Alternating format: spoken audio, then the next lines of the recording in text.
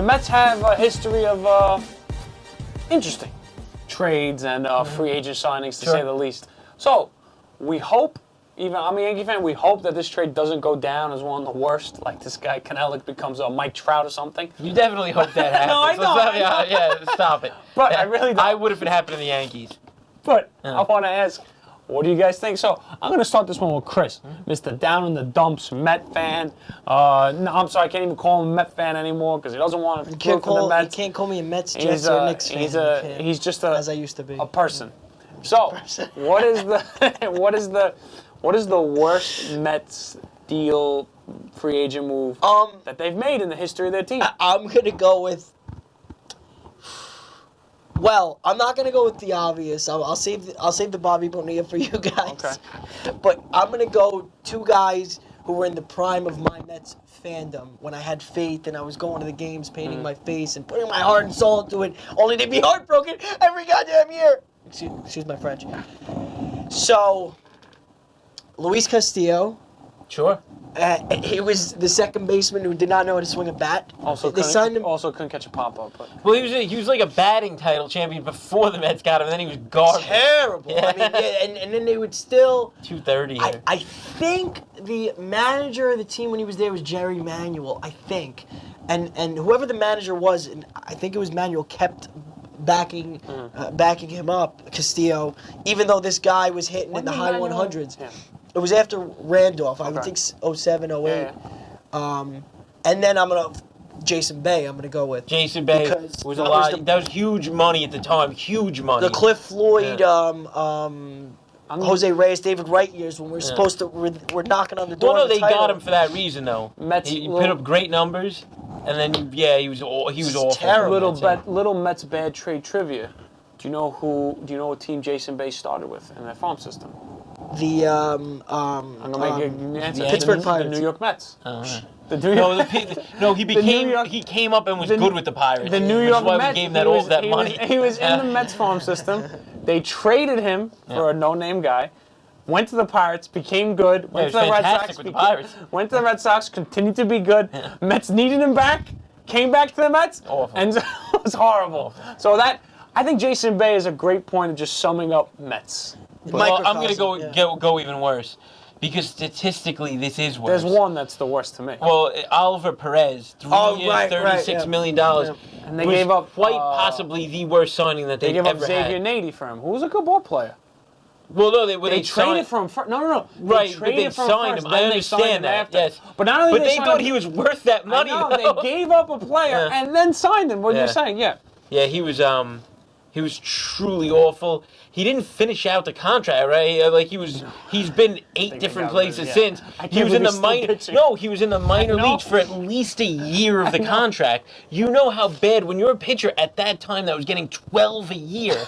You had to have been fantastic. And he was in the minor leagues for over a year of that contract, of that 3-year deal. He was supposed to be the Mets number 3 at that time when we were again knocking on the door of the titles when we had. I believe, Tom Glavine. It could have been, because, if he was the 3, Mike you Hampton, would something good. Mike Hampton's a little earlier, yeah. Was it Johan? It wasn't Johan. It was before that. We had an ace. It could have been, because they had that kind of money invested at that point in time. And then they blew out Johan's arm when they wanted that no-hitter. I think Johan was a little after, but we had some aces. Well, Johan was another part of the Mets, where it was getting people too late in their career. That was a bigger Mets thing. He had one underrated season, though. He was unbelievable. They gave up Scott Kazmir. Right. Before his time. They gave up Jeff Kent. Yeah, sure. They gave up Jeff Kent. I'm sorry. Then the biggest one of all, I'm surprised we haven't said it, was they gave up Nolan Ryan for Jim Fregosi. Well, I thought we were talking about signings that were we're talking about everything. Okay, very Trades good. and signings. Yeah. Oh, then it's the Wilpons. Trades. Losing all their money. Signed. I treat this. Bad dealings. I treat this old school guy who is in baseball, just watched baseball since the Brooklyn Dodgers. Right. And how many times he's brought up to me Nolan Ryan for Jim Fregosi because he's a Met fan now. Says that was the worst trade of all time. 27 years in the league or something like that? 27 years in the league. Yeah. They just won the World Series with him, Ryan, and then they traded him for Jim Fregosi, who never. So that is like. It's a ghost, man. It's a ghost. Tom Seaver. I mean, to me, that's the pinnacle. He's the best pitcher of the time. That's the pinnacle of Met trades, but you have your signings, like you said. They traded for Roberto Alomar. By the way, they who also ended up being did at trade the end away of this Tom stretch. Seaver. They traded away Tom Seaver. They traded away Tom Seaver. Huge, like, Well, at he least was they got beloved in New York. Tom terrific. Yeah. Trade away. Go He ahead. threw a no-hitter for the Reds. Yeah. Yeah, no, his career was decent after know. that. We Yeah. got a no-hitter out of Young. You know, they traded for Roberto Alomar. Yeah, they gave him too much. They the traded time. for Roberto Alomar, who was at the end of his career. Who It looked like a good trade, then he Mo fell Vaughn. off. Exactly. That's the next guy I was going to say. Sign Mo Vaughn, just fell off. The Mets have this knack for doing this. We got to talk about Bobby Bonilla. And then we're if going to talking mention about Bobby this. Bonilla. Yeah. Just because they extended the contract, the money would have been bad at the time. People dislike it more because they extended it for as long as they did. Because it just looks really bad that Bobby Bonilla made more money than Aaron Judge last year. Well, Yeah, but again, that's all semantics. I so. know. I'm just saying. And those who don't know, they're paying. The Mets came up with some weird buyout deal, where they're paying Bobby Bonilla a few $100,000 a year until they're paying him $1 million a year. $1 million a year until He had 25 million. 2035. He had 2035. He had $25 million left on his contract, and I believe they extended it over the next 2011. 30. They expanded over the next 30 years. Right. And I think the Oh, penalty. it's backloaded? Yeah, the penalty for deferring it was, I think they gave him a couple extra for spreading Yeah, out. So sure. they gave him Well, that does because they help the want, team, because they baseball-wise, wanted yeah. the chunk to sign. They signed Mike Hampton, so they did use the money for something good for the Mike Mets. Hampton was very and good at the actually, Mets, what they were doing, they were making so much money from this guy called Bernie Madoff. I don't know. I'm not sure if you heard of him, but they were making so much money from Madoff investments that they were just like, oh, we could pay whatever extra. It doesn't matter. We're making so much money. And then all that money was fake anyway, so they just disappeared. You know, Bonilla and Ricky Henderson were playing cards in the Mets clubhouse as they were losing the World Series.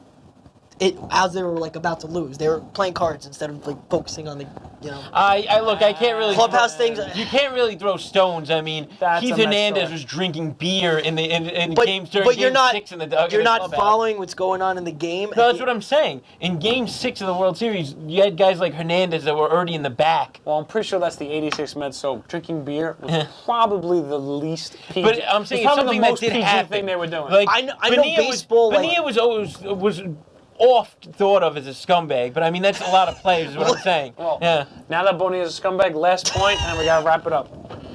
My lens. No, I was gonna say I know that's the culture in the, not that particularly is the culture in baseball dugouts, but I know it's more loosey goosey than obviously, basketball or football sidelines. But at the end of the World Series, like I need attention from everybody, and It's I a different time now. Everything's on them. You'll see that they all probably have to be there now, unless you're a pitcher who gets taken out, of course. Yeah. Go ahead. Sorry. That's in all the things you said is the Mets in a nutshell right now. So we'll be the monitoring New York mess. They're not known for good transactions. Exactly. We'll be monitoring this Cano trade and the Diaz deal. I think it's more of a Diaz deal. If that was the guy they wanted. Of course, yeah, that's what it Cano was. just steals the headlines. Go Bridgeside.